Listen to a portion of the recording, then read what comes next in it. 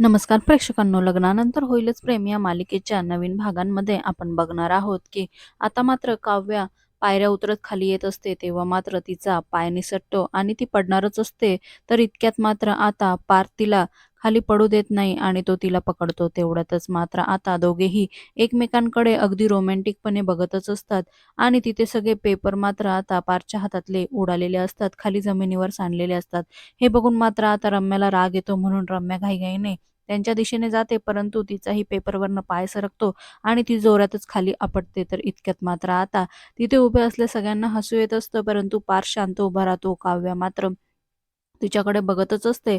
तेवढ्यात ती म्हणू लागते की निदान पार्थ मला हात तरी दे. पार्थ हात पुढे करतो, तर आता काव्या मात्र त्याच्या हाताच्या पुढे हात पुढे करते आणि म्हणू लागते की रम्या, तुला जेव्हा पण गरज पडली ना, तेव्हा तू फक्त मलाच हाक मार, कारण मीच तुला भारी पडणार आहे.